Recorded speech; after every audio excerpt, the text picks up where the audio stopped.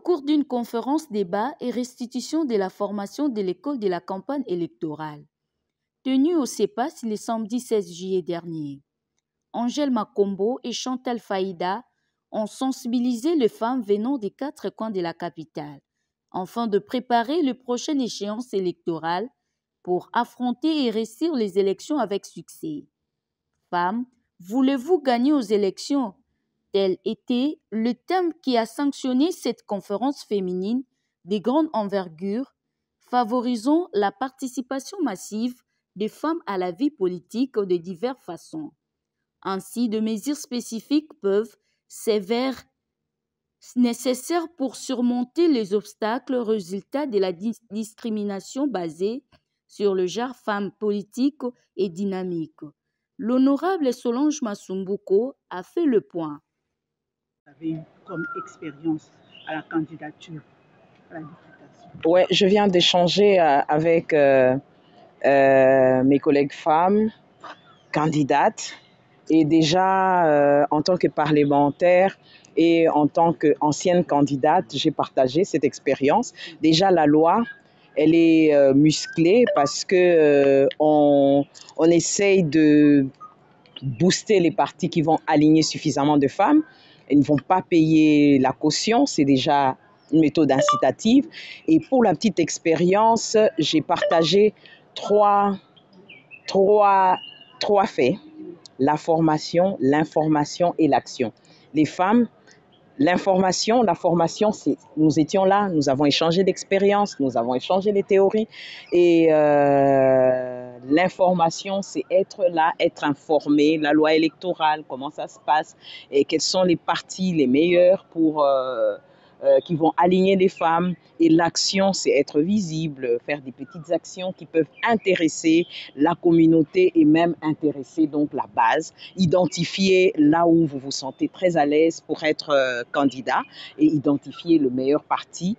Et j'ai dit que les femmes, nous devons booster aussi notre visibilité médiatique. Que les médias essayent de faire une incitation à la participation féminine aux médias.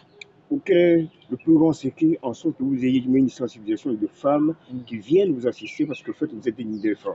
Oui, vous savez, j'ai une plateforme Action pour l'autonomisation des communautés, mais qui n'a pas seulement les femmes, là, les femmes, les hommes, les jeunes et tout le monde, mais nous. Le candidat doit toujours être disponible pour parler aux électeurs et lever des fonds. Et les autres tâches sont à l'équipe. De la République, pensez-vous que toutes ces femmes que vous avez fait appel aujourd'hui seront en mesure de relever ces défis demain?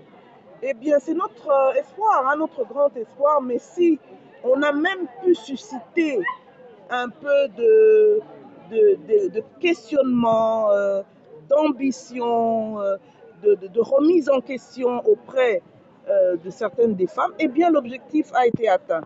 Mais en tout cas, nous avons constaté qu'il y a une soif des femmes d'apprendre les rouages pour pouvoir gagner les élections.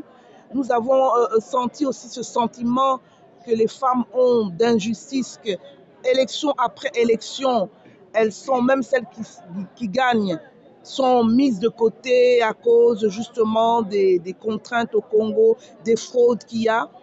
Il y a eu une grande demande auprès de la CENI que nous allons relayer à la CENI parce que, comme vous le savez, la CENI a commencé des consultations avec les partis politiques et on va leur dire, les femmes attendent à ce que vous les aidiez pour qu'on comprenne mieux la loi électorale, pour que vous puissiez mieux nous accompagner parce que sans la CENI, eh bien... nous n'y arrivons pas à gagner ces élections. Et vous étiez là, notre cri de guerre était bien « Femmes congolaises, voulez-vous gagner aux élections ?» Et on a eu un oui massif à plusieurs reprises. Voilà. Madame, s'il vous plaît, est-ce que c'est une question pour la femme d'affronter sa peur ou une discrimination, selon vous? Les deux.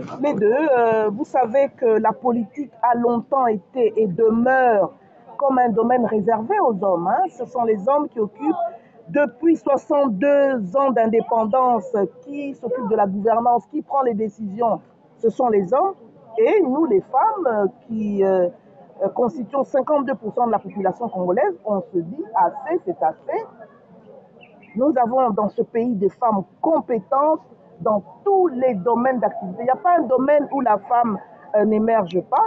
Eh bien, il est temps que nous prenions notre part dans la gouvernance du pays, dans les institutions où les décisions sont prises. Mais discrimination, oui, parce que la loi, bien que... Merci beaucoup, madame. De cette rencontre aujourd'hui. Merci beaucoup. On a voulu transmettre des stratégies électorales gagnantes pour les femmes parce que les femmes ont des défis spécifiques à leur nature de femmes face aux élections. Et il était temps pour nous de donner la restitution de la session de formation qu'on a suivie à des Campaign School du 6 au 10 juin 2022. C'était en ligne et on a reçu... Nous avions reçu environ 35 leçons, mais aujourd'hui, on a restitué 7 leçons, principalement sur l'équipe des campagnes, pour comprendre que la candidate ne doit pas travailler seule. Elle doit plus se référer à son équipe, à son manager, à son directeur technique qui se charge de recruter des bénévoles. Il y a aussi le message des campagnes. On doit d'abord faire une enquête des terrains pour pouvoir connaître les problèmes de la communauté avant de construire son message, pour que le message qu'on va expliquer à la communauté soit en parfaite harmonie avec ce que vit la communauté qu'on veut représenter. Et l'autre défi, c'est par rapport à la levée des fonds, la mobilisation des ressources.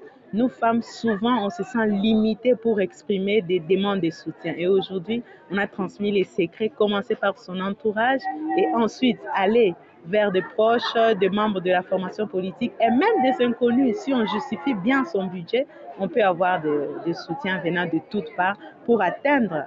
L'objectif, c'est la victoire. Mais la victoire, il y a un budget à pouvoir couvrir. Il y a des dépenses urgentes, des dépenses administratives, des dépenses de la communication surtout. Et on a vu que les budgets liés à la communication est à 70% par rapport à d'autres rubriques.